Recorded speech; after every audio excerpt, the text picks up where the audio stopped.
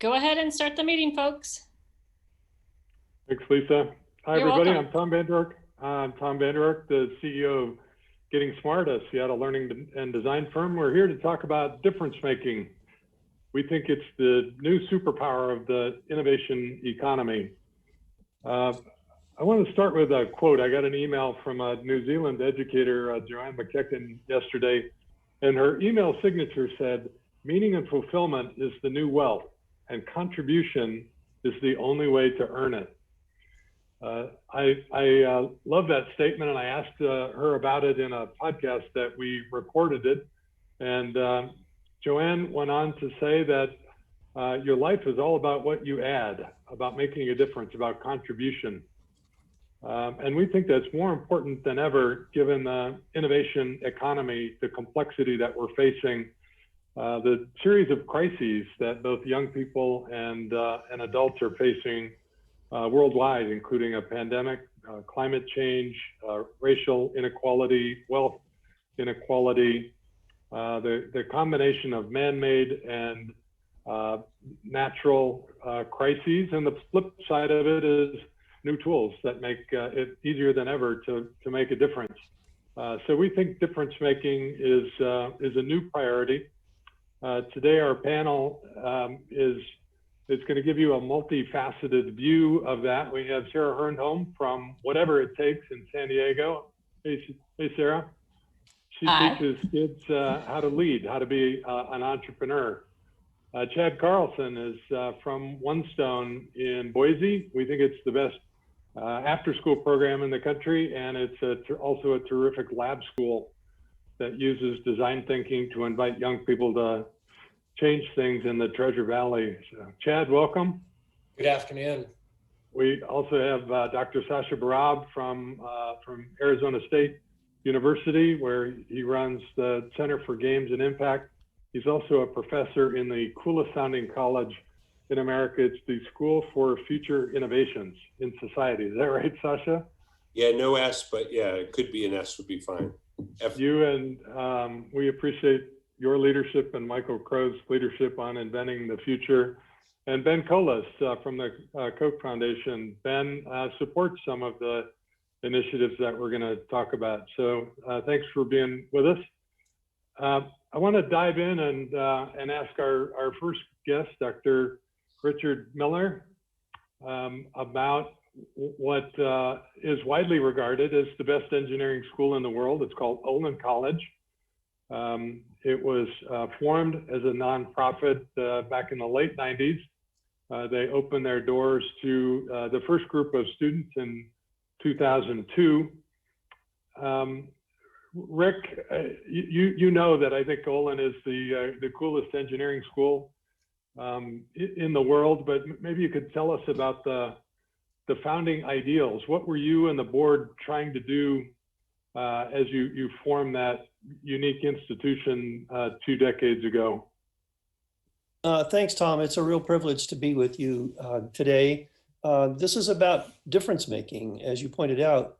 It turns out that Olin College was created specifically to make a difference. It turns out there was a lot of unhappiness about the way engineers were prepared in this country in the 90s. The National Science Foundation had spent some $100 million or so to try to create the change that was needed and abandon it when it was disappointing. So the Olin Foundation decided to spend $460 million to start over in higher education with a blank sheet to try and get it right. And we did this about 15 miles from MIT. So this is a little bit intimidating for me as the first employee. It felt sort of like being on stage, live TV cameras trying to invent cold fusion while everybody watches. What happened was that we started with no tenure, no academic departments.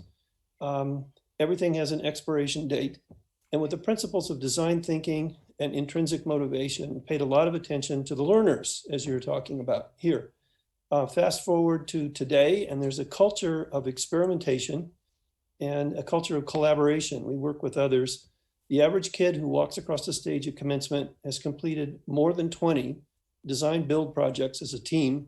Most of them have been involved in starting a business at some form. And about half of them go on to graduate school, which was not our intent, but we're not disappointed. A quarter of those go on to Harvard, Stanford, or MIT. So we must not be doing too much damage to them along the way. The main purpose of the school, though, is to try to inspire others to change. So we have an image that we use to describe the purpose of Olin now.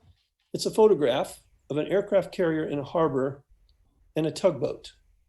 And the tugboat is 90 degrees to the bow of the aircraft carrier. And obviously the aircraft carrier is higher education and Olin is the tugboat. So you don't want the aircraft carrier to follow the tugboat. That's not the point. Our purpose is to nudge the tugboat to change its course of action a few degrees in one way or another. And that's been played out in something we call the Collaboratory. It's our outward facing engagement with the rest of the world.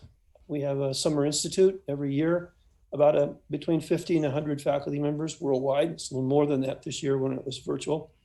In 10 years, we have influenced more than 800 universities, 2,500 faculty members from 65 countries for change. So that's what Olin is about. And we're just getting started. Yeah, it's so exciting. The rest of our panel, you guys would love day one at Olin. I experienced that a couple of years ago with a group of students, and in every single class, they launched directly into projects. We walked into a mechanical engineering class, and the instructor said to teams, make jumping animals out of cardboard and rubber bands. And we went in the electrical engineering class, and they said, make blood pressure cuffs out of stuff you find in the lab. So it's hands-on from day one, but then it scaffolds into these senior engineering projects that are about making the world a better place. And I love the idea of using design thinking to deliver value to audiences. Chad, that sounds a lot like One Stone, right? Yeah, that's right up our alley. That's the stuff we're doing as well. Yeah, One Stone is sort of the high school version of Olin.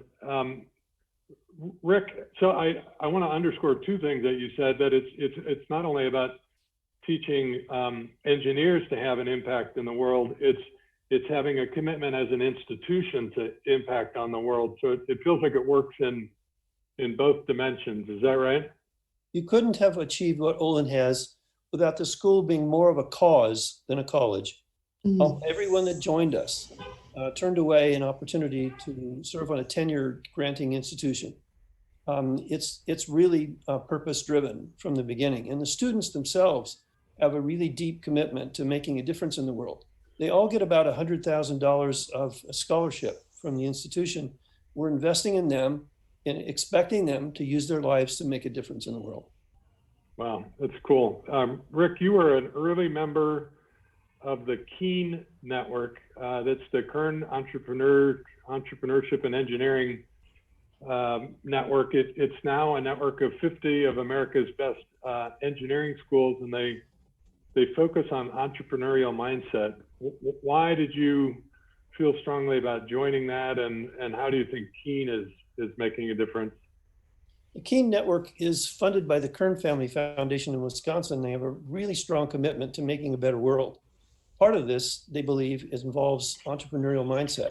As we worked through reinventing engineering education, we concluded that content knowledge is important, But the most important things are not about content. They're about mindset. Inspired a lot by the work of Carol Dweck at Stanford on mindset, and then understanding that entrepreneurs are people who envision what has never been and then do whatever it takes to make it happen.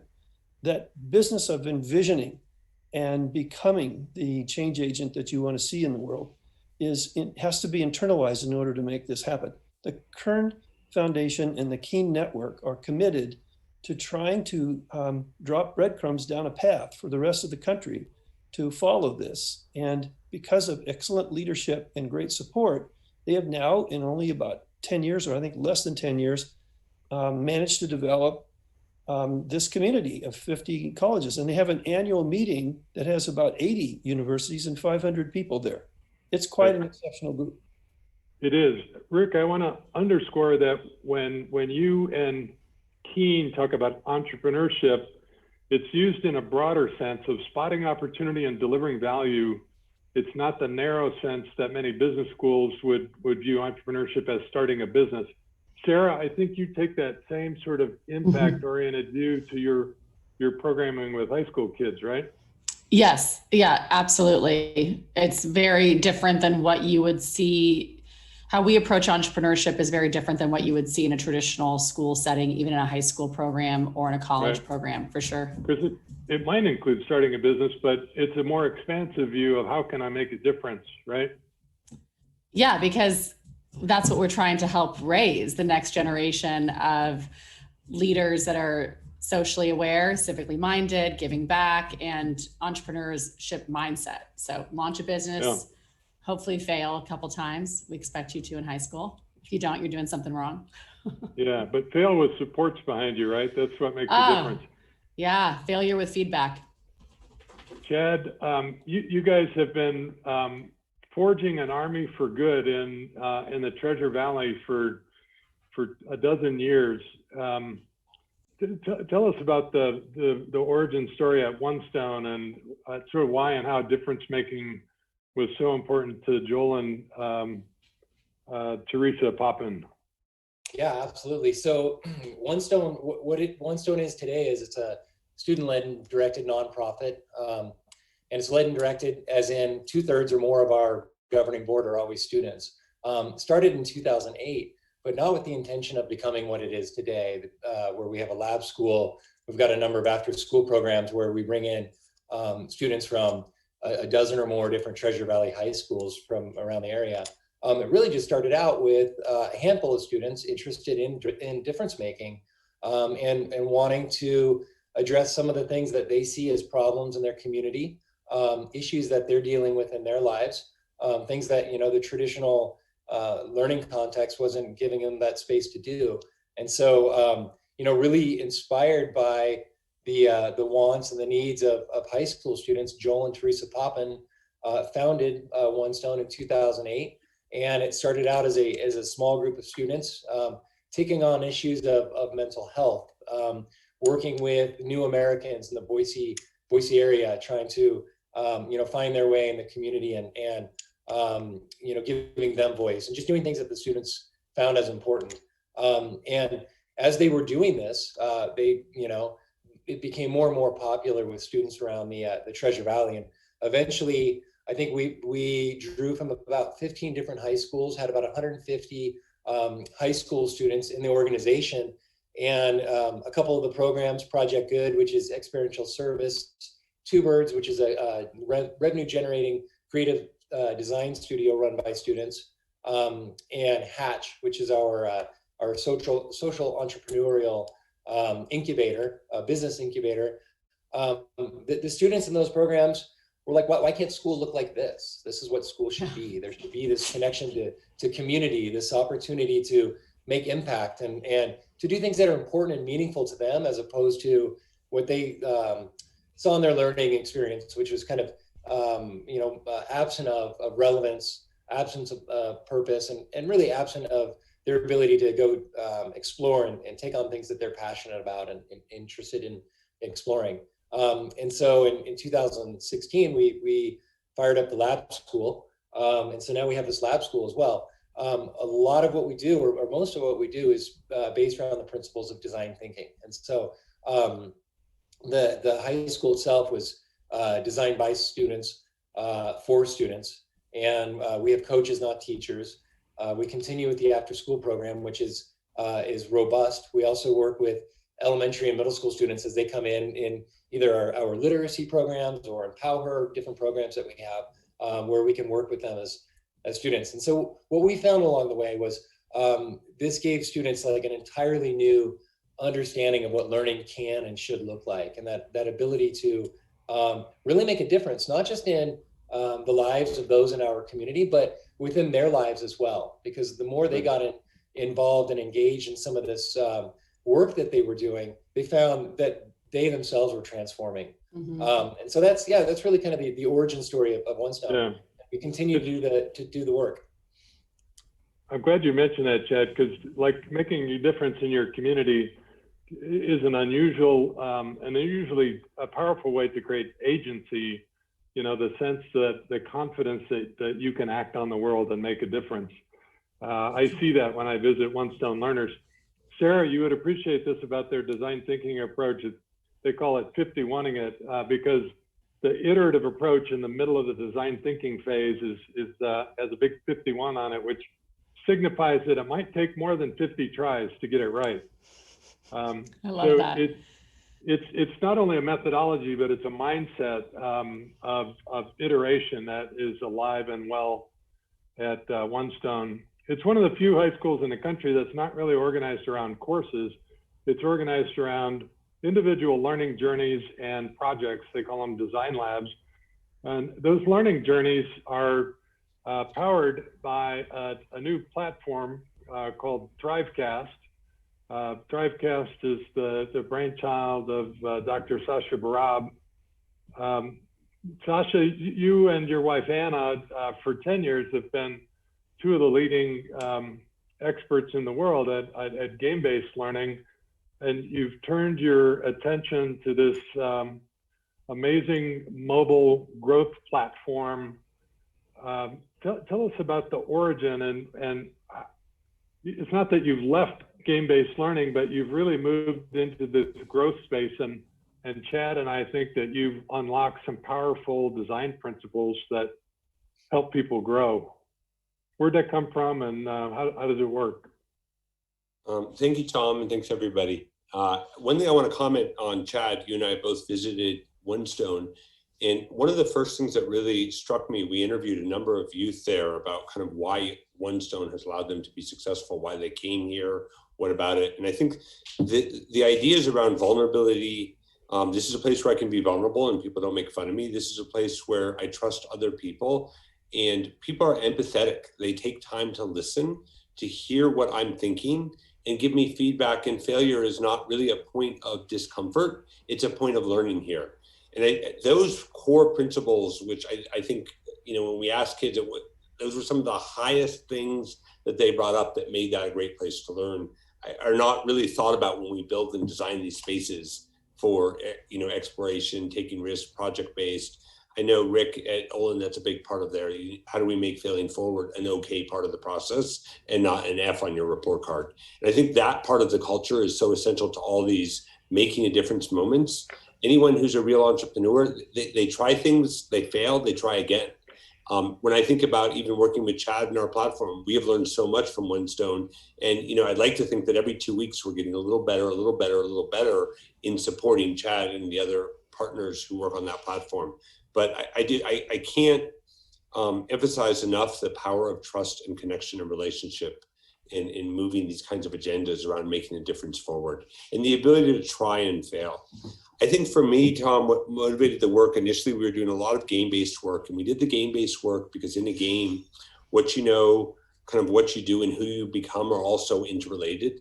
And it was hard to create that place in schools where people got to explore with identity, explore with using what they were learning to accomplish goals that mattered. And almost any game that you pick up starts with what are you going to do, not what you need to know. Manuals are usually hidden. Tutorials are usually done in the context of doing, not kind of learning, and it's just a part of that process. And so as we were building games, what we started to realize when it came to not outputs but outcomes and really building difference maker people, that what happened around the game was almost more important than what happened in the game.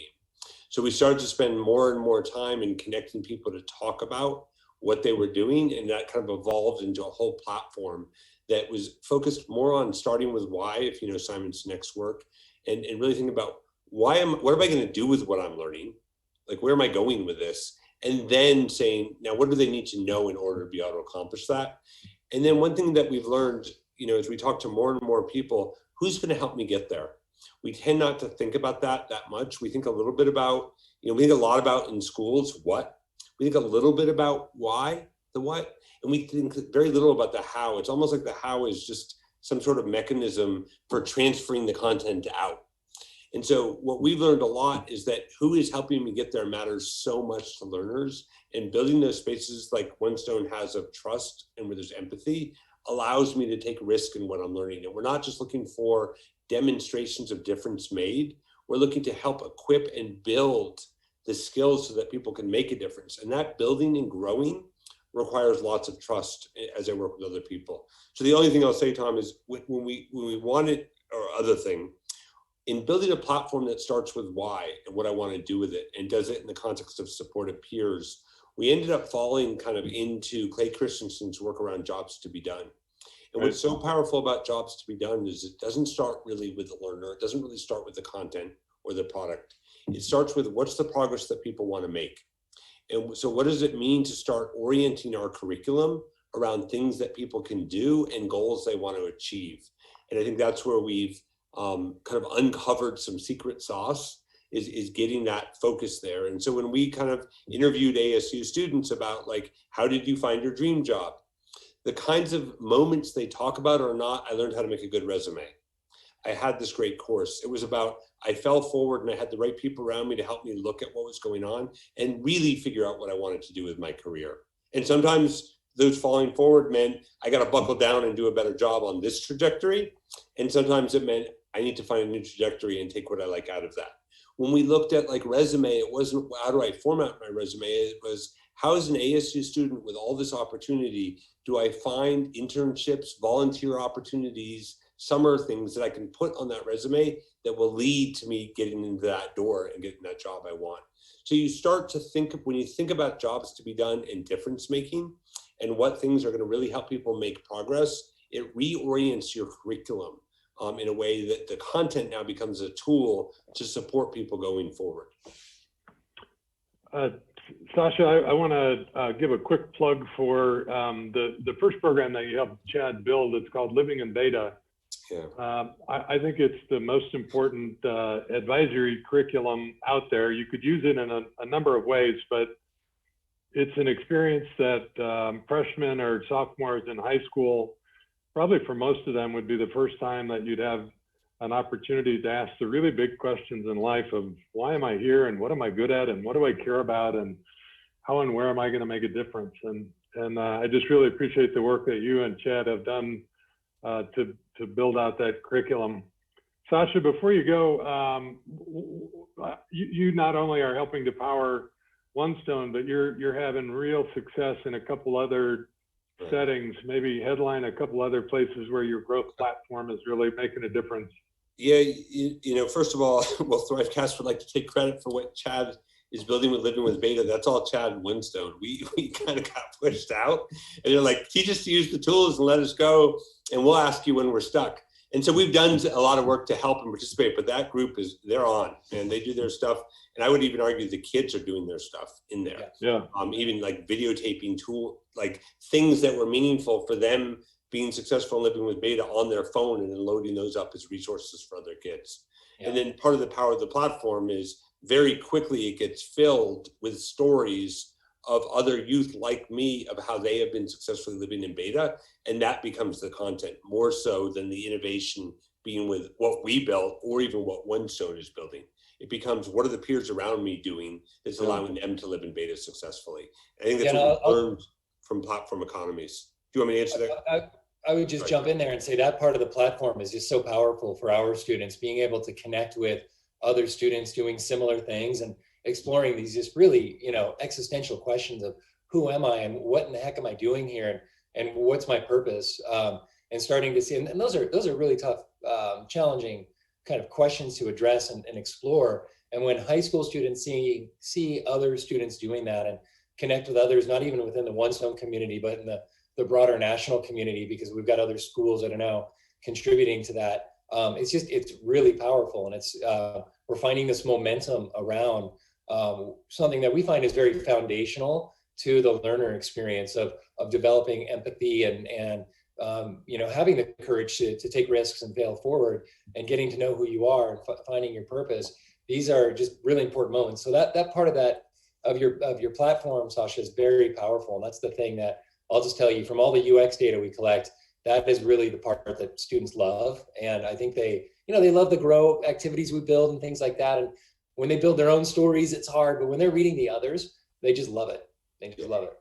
Yeah, and it happens, so another group that we're working with is we're working in Maricopa County Juvenile Corrections Department, and we're working with youth around, we just interviewed a lot of probation officers because we're building content for helping the terms and conditions being more connected to the kind of positive youth development needs that many of these kids have. So when many people think about, locked up, system involved youth, they think about these kind of bad kids that have done these bad things, that don't have these kind of opportunities.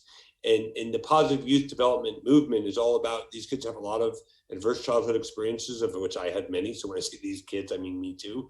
And as a result, and a lot of poor role models and a lot of struggles, we make choices that for many of us are not very consequential, but for these youth, they get arrested, and then it creates this reinforcing mechanism of where they don't know how to get out of it. So we've been interviewing probation officers and youth to find out what are the kinds of activities that help kids make change. What are the positive youth development moments that really made a difference in you as a probation officer, helping this kid not reoffend? And in those interviews, Tom, we learned about things like building trust was huge, almost more important than completing my charity hours that were in my term and condition.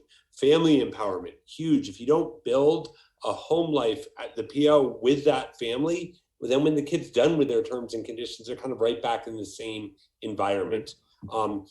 Even things as simple as like the first time I brushed my teeth for a week, all of a sudden I felt good about my mouth. I didn't hurt as much. I wanted to take care of myself. Those were pivotal moments. So what we do is we take those interviews, we put them into the platform, and now in detention and in probation and staff development around what does it mean to move from safety to really positive youth development. We've built growth opportunities that we're working with in Maricopa. Happy to talk more about those some other time if someone's interested. Super powerful, the way it's personal and it's social, and it's developmentally positive. It's the most exciting growth platform out there. Sarah, about 10 years ago, you left your classroom and launched a social enterprise. And today, Whatever It Takes is the only college credit social entrepreneurship and leadership program out there. Tell us about what you're trying to do for kids. Thanks for having me, Tom. It's nice. I'm enjoying learning from everybody else on this, and so thanks for that. And I'm going to be following up with some of you because I'm intrigued. WIT was started in response to being laid off. So just want to throw that out there for people that are, some of the best things come from the toughest moments in your life. And I was laid off 5 times in a row as a teacher. So 5th time's a charm, and decided to go off and create WIT. And we've evolved, as most organizations do, over the years. And our focus is really around helping tweens and teens live with an entrepreneurial mindset and develop as leaders. And we use entrepreneurship to help them develop their EQ. I think EQ is more important than IQ. And I think who you are as a person is more important than where you go to college, which is tough that's like one of our biggest challenges, is reminding them that you can have a great life, no matter what the letter that comes, from the school that they apply to, but starting them young with an entrepreneurial mindset, it's really important. I I always think about what a great honor and responsibility I see that we have when we think about what kind of leaders we want to have in the world and our role in that. So we do entrepreneurship classes, and they are college credit. We also offer something called WIT Community. Like many people on this panel, I believe very strongly in getting teens together, like-mindedness, and focusing on personal development. And then we also do hackathons. So our teens, and of course, as all of us can imagine, we frame it with like, look at how screwed up adults are. They've created all these problems in the world. So I guess we need you to fix everything. So come in and hack these problems. And we've tackled youth trafficking, we've tackled homelessness, and what an honor and a privilege what I get to do every day. It's very exciting. We love your program. It's one of the 24 programs that we highlighted in our new book called Difference Making at the Heart of Learning. We're really inspired by the work that you've done, Sarah.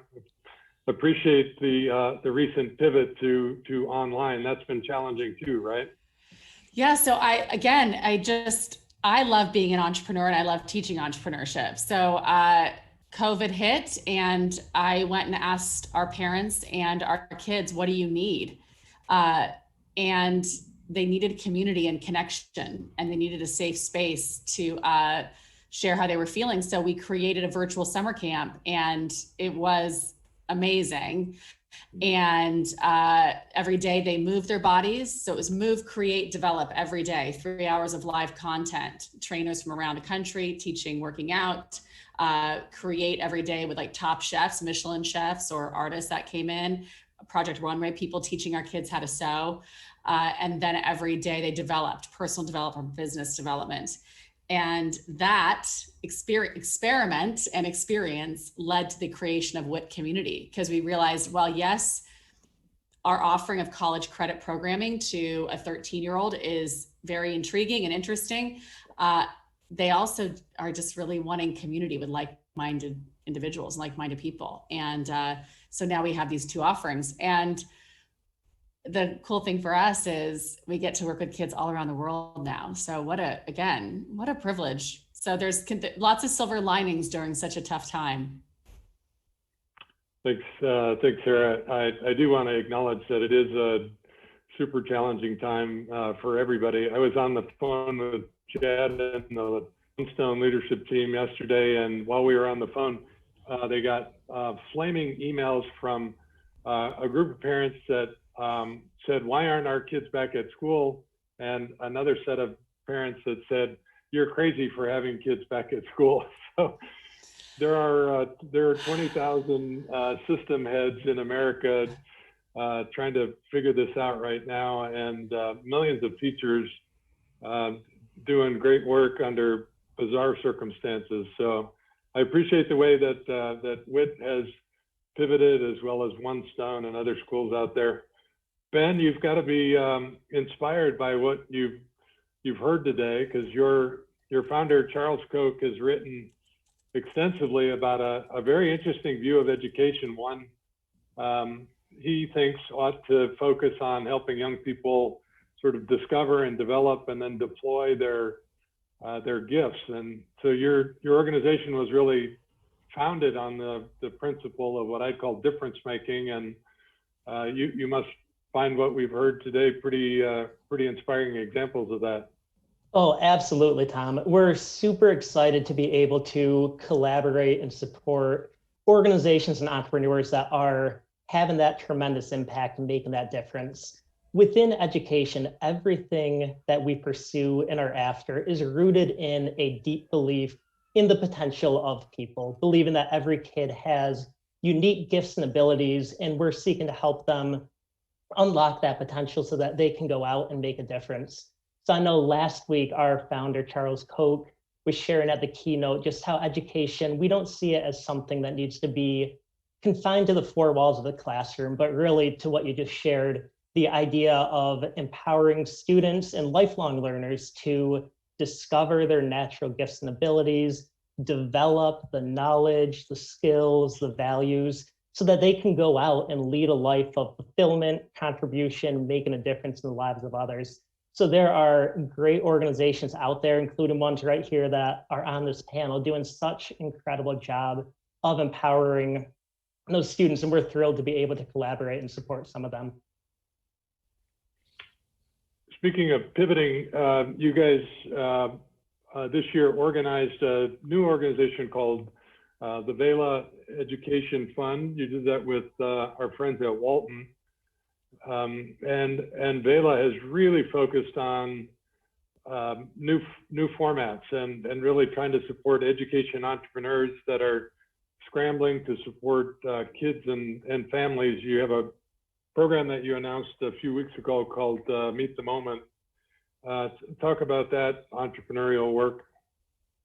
Yeah, so for so many families, they are looking for alternatives for this fall, realizing whether it be schedule-wise or for whatever reason, they need something different out there. So we wanted to be able to support that organic, bottom-up entrepreneurship and innovation happening. So if a family wanted to form a co-learning community or gather together, had a great idea that they wanted to test and pilot, we wanted to be able to support them and really encourage that ecosystem of innovation. So thanks to some great partnerships, including 4.0 Schools, Camelback, National Parents Union, and Homeschool Legal Defense Association, we were able to offer grants to families and organizations that had innovative ideas to really meet the moment and make the most of these very challenging times. Yeah, it's really exciting work. I dropped the link in chat. It's velaedfund.org. Rick and Sasha, would love your take on higher education.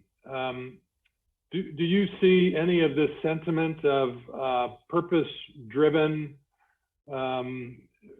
contribution-focused learning coming to higher ed? I know, Rick, you've given a lot of thought to leading efforts that would change the nature of higher ed.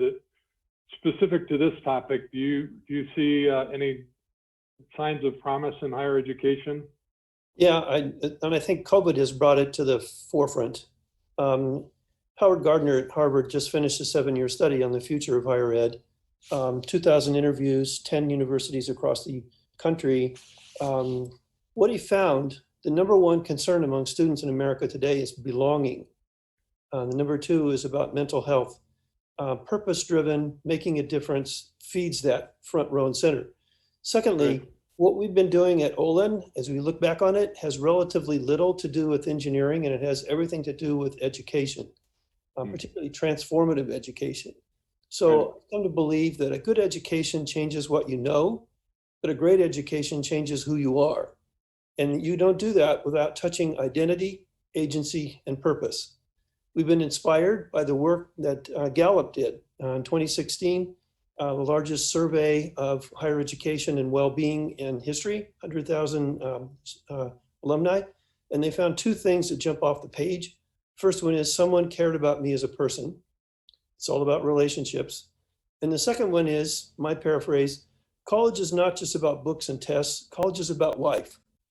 And if you have an experience as an undergraduate where someone cared about you as a person and it was about life, the data shows your well-being index in midlife is double what the national average is.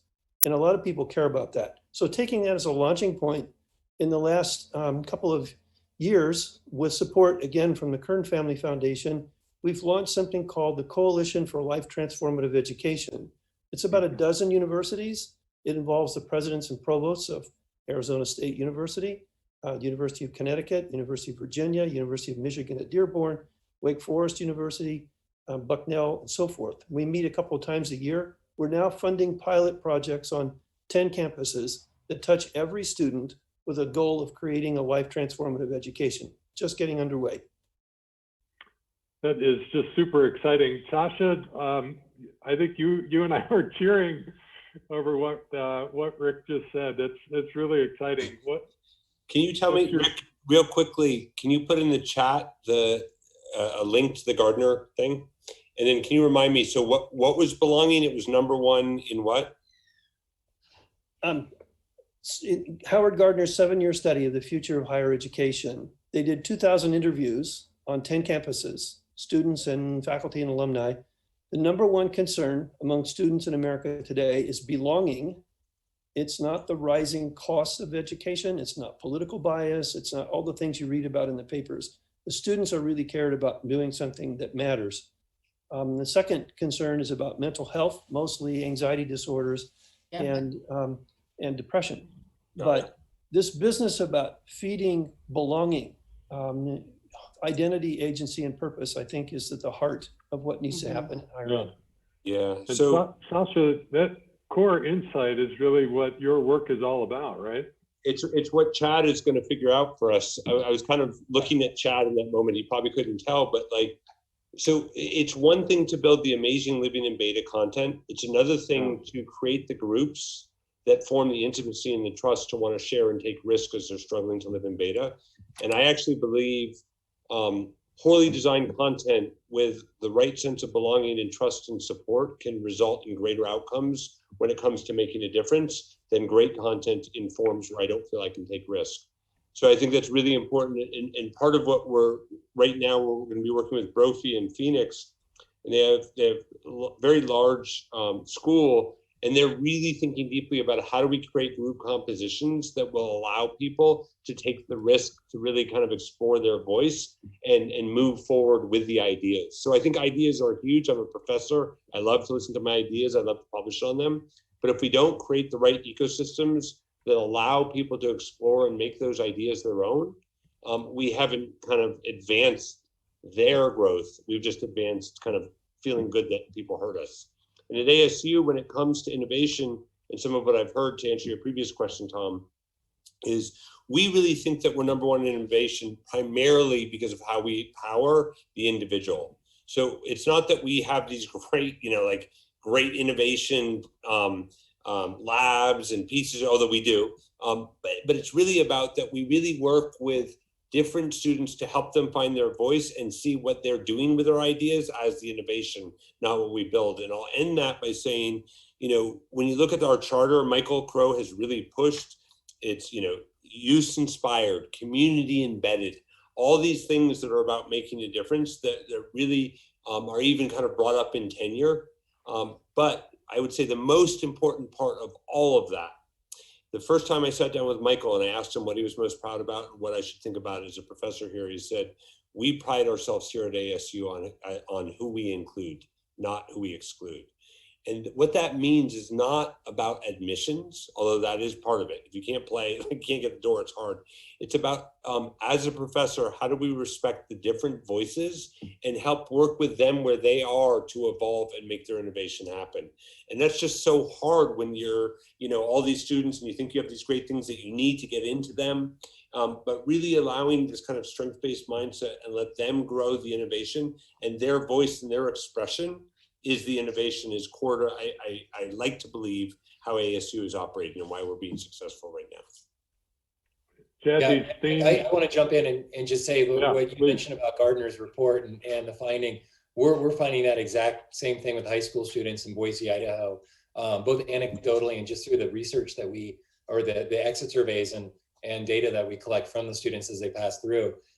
We spend the first 2 or 3 weeks of every year really just on community building. We call it our weeks